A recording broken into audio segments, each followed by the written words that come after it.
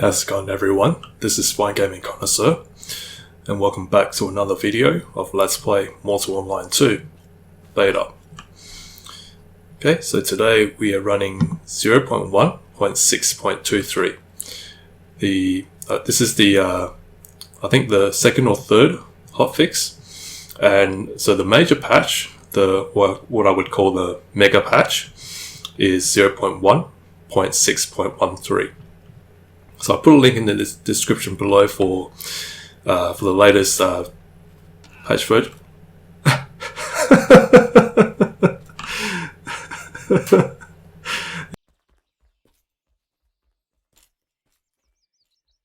Oh, and there's look at this. I think this is a direwolf. So anyway, I'll put a link in the description below for both of the hotfix and the mega patch. So if you want to take a look, you can click on the link below. Okay, so today I want to once again focus on another game guide video, and as we are approaching closer towards persistent launch or early access, I want to address, I think, probably one of the biggest questions and one of the biggest issues that I think a lot of new players will be asking when they come in. And so this would be the topic of what can I do in this game? And on a related note, there is also another issue that I think has appeared on the forums over the past few days since the final stress test began, and that is people have been saying that this game is lacking in content. It feels very empty and very it feels very dead, according to them. And so I'm gonna just address probably the big elephant in the room first. I guess for some people it is a big elephant. For me, it isn't so much of a big problem, but I will address it anyway. This guy could be a spotter, so I'll just pop by here, just disappear for a little while. You always got to be try to be one step ahead. This is how people get up onto the walls. Use these stepping stones.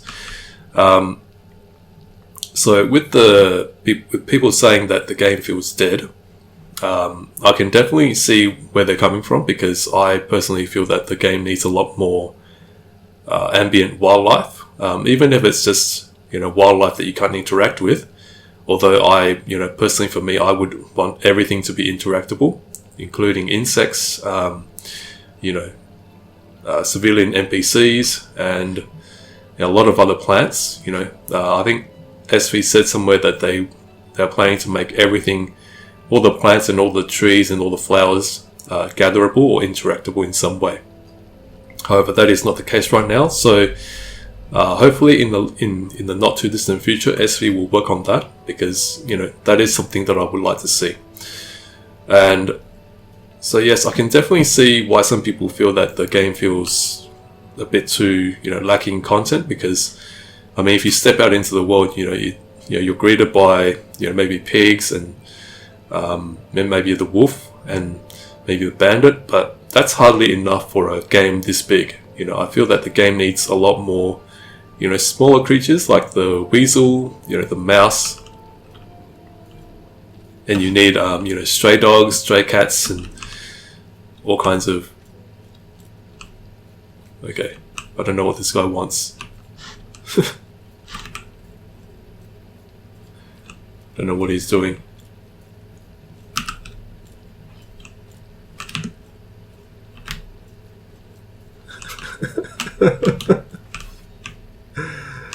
Yep, go on, take a swing.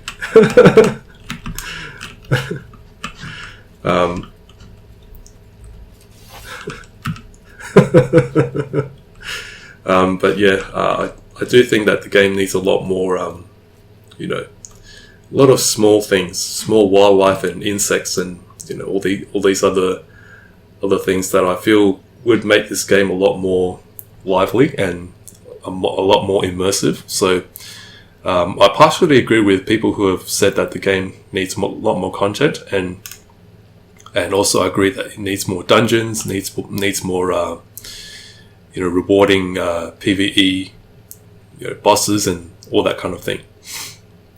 So hopefully SV will address that, in the, when early access launches, and they work on improving that. So, if you're, if this is one thing that, concerns you, if this is something that you feel is, bothers you about this game, then, maybe in the months, the next few months, after early access, it will get better.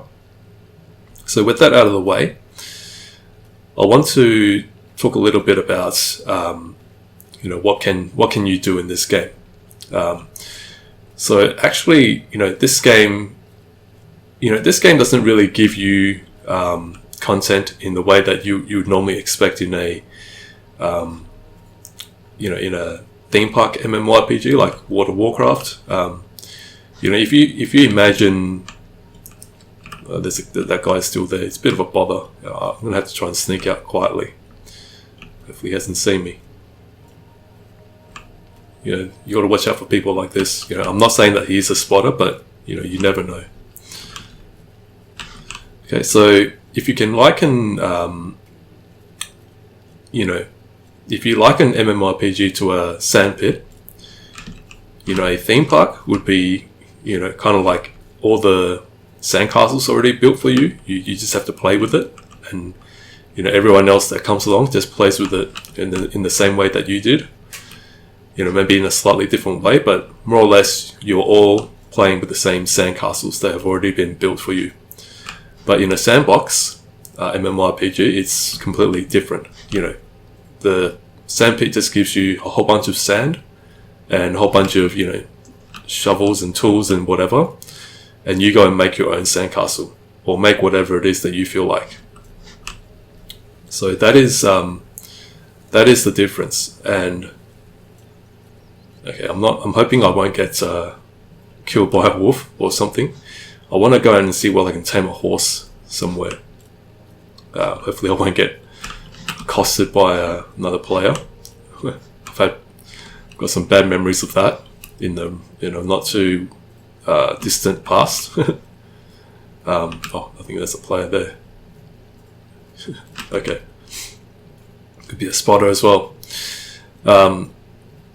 So I'll just give you an example of what I did recently. So I was just walking out of, actually I was walking into Fabernum, and so I saw this guy that was, walking along very slowly, and it looked like he was overburdened. He looked like he had too much in his inventory and he was weighed down. So, I offered to carry his stuff for him, carry it to the bank, but I think he, maybe he didn't trust me, or maybe he just didn't need the help. He declined. But you can, that is something that you can do for, as a, interacting with another player, offering your help to help the player to carry his stuff, because, unless you have a mount with mount bags, it can take, it can be very, difficult to carry up, heavy amounts of items. So, if you can help people with that, then that is a way that you can, generate activity. It's a way for you to interact with other players. And okay, what is this? Young bush pig. Okay. All right. So whole bunch of little pigs.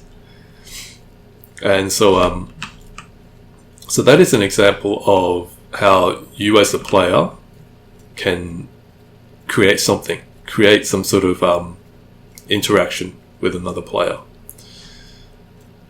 And so another thing that I sort of noticed, and this is something that, if you're in town and you're looking for something to do, just watch the other players' backs, especially when thievery comes later on. I was doing a bit of crafting, and when I turned around, I saw this big, massive, mounted player. He was guarding. I think he was guarding another player, but But, when thievery comes around, I think a lot of crafters are going to want to, they'll feel a lot more safer, if they have, if they know that there's another player that they can rely on to watch their backs. So that's what I mean by, sandbox. It is not the game telling you to do this or that, or, giving you these things to do, but it is you looking at what is happening and looking at what is going on, and then deciding that you're going to do something. And that is how you create content in a sandbox. And so that is something that I will be doing, and I have done in the past in, MO1. I have helped other players carry their stuff, and I have at times watched other players' backs and, help them, keep them safe from thieves and backstabbers. So, that is something that I have done, and I will be doing, when MO2 goes into early access. Okay, I think we can move on. The coast seems to be clear for now. But beyond that, there is a whole lot of things that you can do. So one of the earliest and easiest things that you can do is, taming horses, either to keep for yourself or to sell to other players, or give it away to a friend. I think every player that comes into this game, oh man, look at this. This is so beautiful. I've walked through this place before, but every time I come here, I just want to stop and look. I mean, just look at this. So that is something that you can do, and I do think that there are a number of players who are already doing this. I do, on the help chat, I do see people saying, is anyone selling horses in Fabernum? And, and I do see people selling horses, saying, I'm selling this horse for X number of gold. So that is something that you can do. That is something that that you as a player coming into a sandbox, and you see there's a need, and you see that there is something that you can do, then you go and do it. And that is a way of finding something for yourself to do. And it's not something that you just do once and then forget about it, like in theme park MMORPGs where quests are, you do a quest and after you complete it, then it's over. No, this is, when you tame a horse for yourself and for someone else, then, and I just noticed that there's birds. If you look into the distance, there's I think birds flying around. So,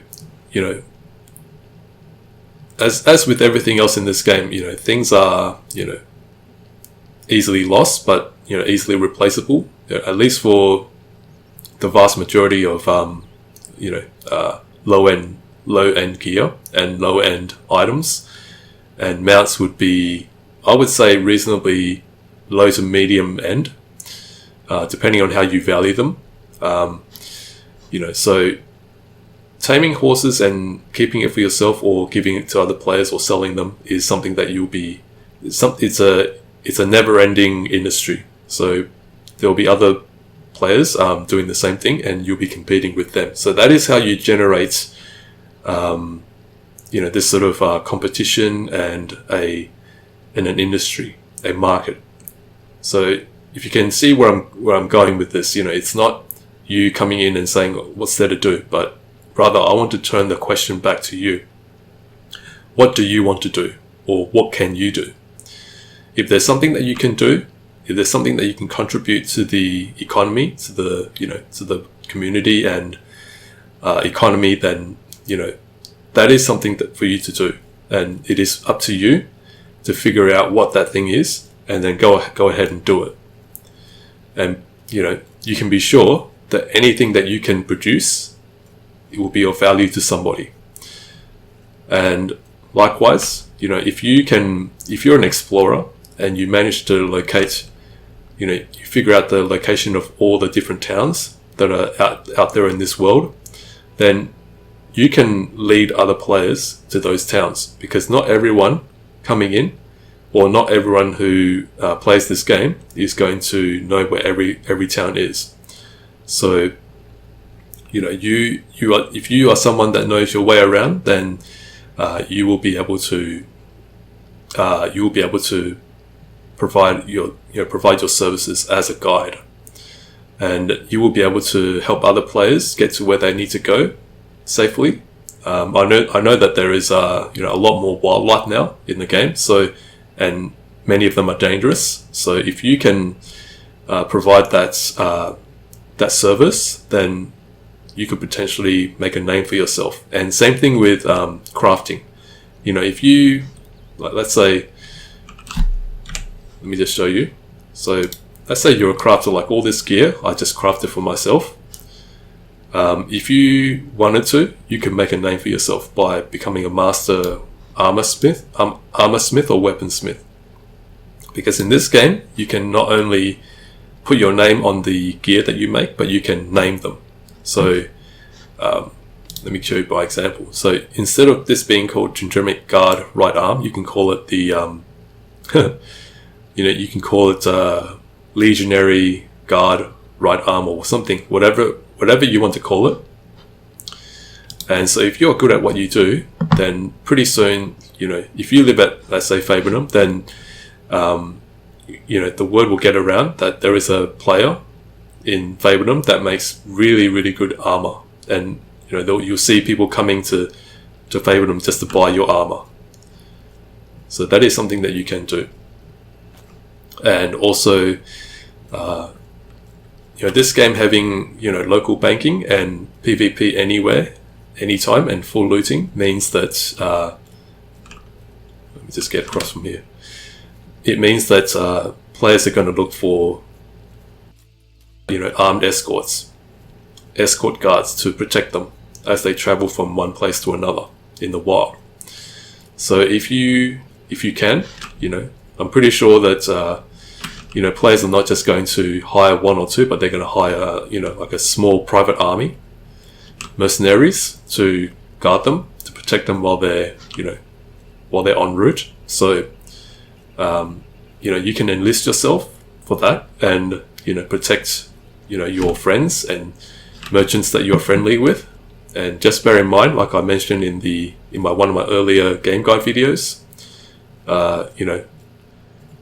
you will be making friends and enemies in this game. So if you support one merchant, then you could potentially make you an enemy to its enemies. So let's say a merchant is at war with another guild, and so if you provide services for that merchant, then you could become a kill on sight target for that guild. And so you can hire yourself out as an escort guard for to protect traveling merchants or anyone else that you are friends with. And also, as this game supports PvP anytime, anywhere, and is full looting, naturally you're going to get player bandits. So if you fancy yourself as a player bandit, then that's you can potentially camp these roads and just wait for someone to come across and then just jump them and make off, kill them, and then you can demand that they hand over their stuff, or you're gonna or you kill them on the spot, and you can in a way it's highway robbery. But just be warned that if you do this, then you can expect player bounty hunters who are going to come after you, and victims that you have angered and who are seeking revenge, they will be coming after you as well. And with the world so big, there's potentially many places for you to hide, and that will you'll become a fugitive of sorts. But that is something that you can do as well. Now if you have big ambitions, then you could potentially become a financial mogul in this game. Now, recently, one of our longtime members who used to run an intercontinental banking empire in Mortal Online 1, he recently announced that he was leaving, and we watched with sadness as he closed down all of his threads where he conducted his banking services. He used to loan people money in his banks in the game world, and he would loan people money and charge them a little bit of interest, and he would provide transportation services and all that kind of thing. So however, recently he announced that he was leaving, and so we watched with sadness as he closed down all of his threads, and so pretty much he's leaving the game for good. However, if you see yourself as if you're someone who's good at managing money and managing customer relations, then you could fill that void, and I'm pretty sure that there'll be other players who are looking to do that now that he's gone. So there's a lot of things that you can do, and I feel that Mortal Online 2 is it's a game that's you just have to go there and explore, and pretty soon you'll find something to do. I'm already doing my own thing in this game.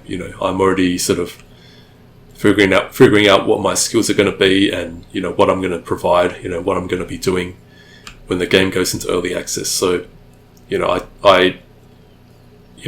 I said, it's, instead of asking the question, what can you do in this game, I would turn the question back to you. What do you want to do? Who do you want to be? And what can you do? So everything that you can think of, any activity that you do for yourself, you can potentially do for other people. So right now I'm going to go and look for a horse to tame, and so anything that you can do in this game, you can do for others. And whether that be gathering resources, I remember one time, many years ago in MMO1, I met this group of players who were just waiting for one of their friends to finish conducting their business in Tindrum, and I met them, and then they I asked them, "Oh, do you need anything?" And they said, "Oh, we actually need a few some of the fruits in outside of Tindrum." So they gave me a task, and I went out and did it.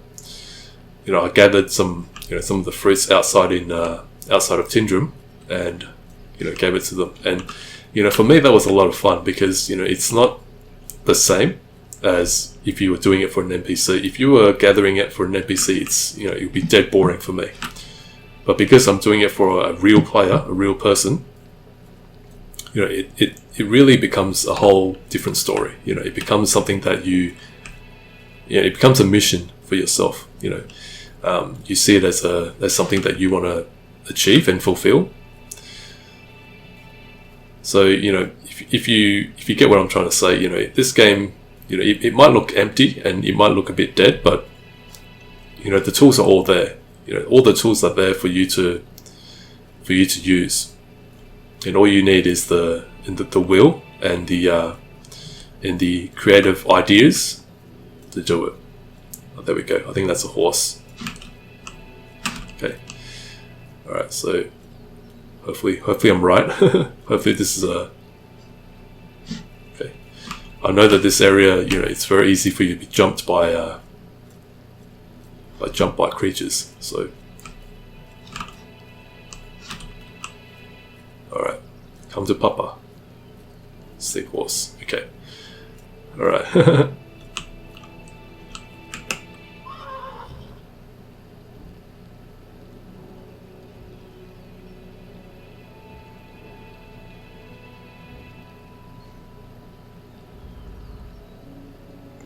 Okay, let me just tame this horse.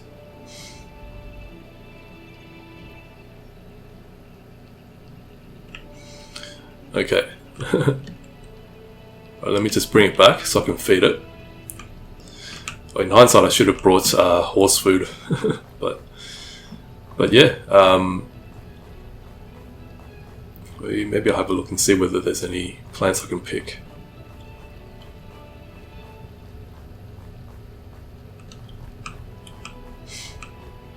Alright, so wait. Can I? Is that a plant I can pick? I don't think it is. Okay, so maybe I'll just make my way back to Fabernum. So rebooting 15 minutes. Okay, I think they're ending the stress test. So, all right, but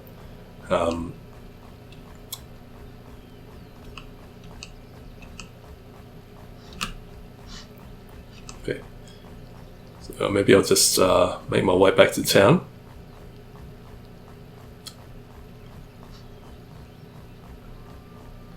But yeah, I want to just thank you for watching this video, and also I just want to mention this player. His name is Guildark on Discord. His other name is Great Thief. I think it's Great Thief or Guildark. I can't remember which one it is, but he recently approached me and he said that he knows how to make.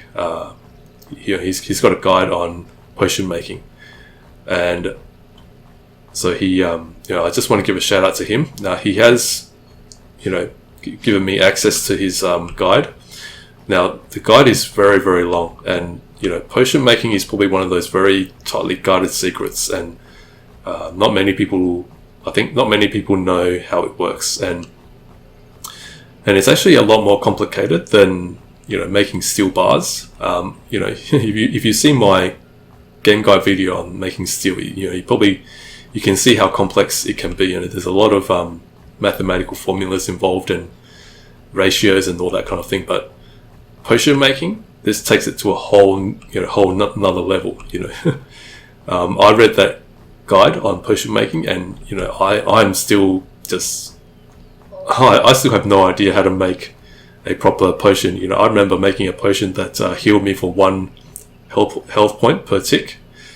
That was just how, because I just, played around with it and just dumped random ingredients in and, see what came out of it. And so, it just goes to show you that, so potion making is a very complicated profession. And so at some point I will be making a video on potion making, but yeah, I will try and get around to that. But I just want to give a shout out to Guildark or Great Thief for giving me access to his guide. So thank you very much for that. But yeah, I think I will just if nothing else happens, then we'll just call it a day. Bring this horse back. Okay. I'm breaking my own cardinal rule. Stay off the the path. But I'm hoping that nothing will happen. Yeah, because horses are very they have one distinct disadvantage when they're on slope terrain, and that is they don't navigate very well. So that's why I'm opting to go on on the beaten path instead.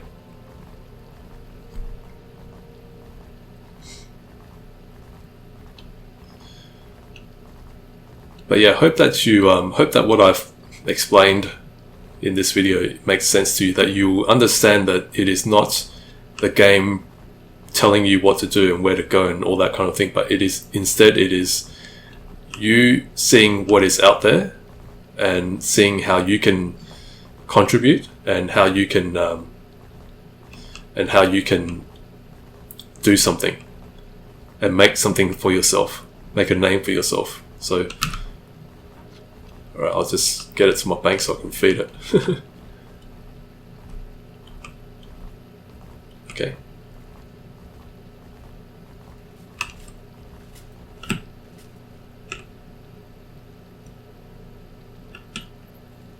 And yes, just bear in mind that players can kill your horse if they want to. Okay, so let me just get that horse to stay still.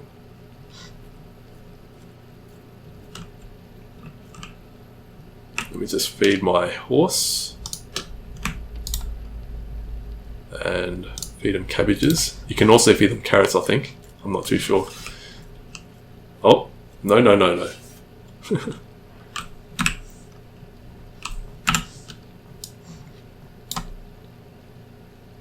Okay. So yes, the horse will like, cabbages, white cavolo.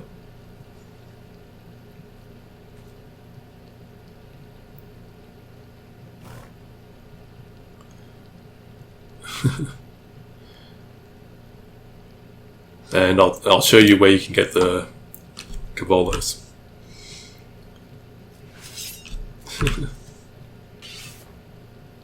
Is he still eating? Okay. Follow me. Huh?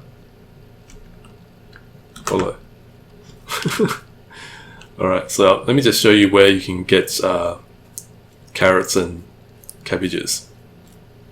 So if you come to this garden here, and this is one of the best things about Fabernum, is that it has a vegetable garden right here, just waiting for you to pick the all the vegetables and so forth. So, and I think it grows rather quickly. So if you just just one thing to keep note is that don't just if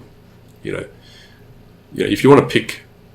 If you want to pick all the vegetables, then maybe just leave some for the next person, because I think there are other players who might need it. So just pick what you need. Don't pick everything and then just leave it empty. But just try and pick what you need and then leave the rest for others. Okay, I'll just put my horse away.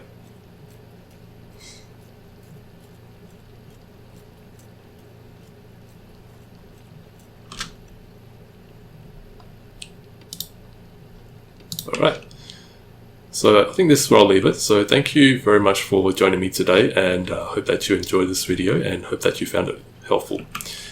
And I will be back and with another video next time. And so just a reminder that the early access is on the 26th of October. That's when the game goes into persistent release, persistent launch. So there'll be no more wipes after that. So if you've been waiting for the end of wipes, then 26th of October is the date. So look forward to seeing you guys between now and when early access comes, and also thereafter. I will be making a lot more videos on Multiple Line 2 because this is my game. This is the game that I've been enjoying for the past 10 years or so.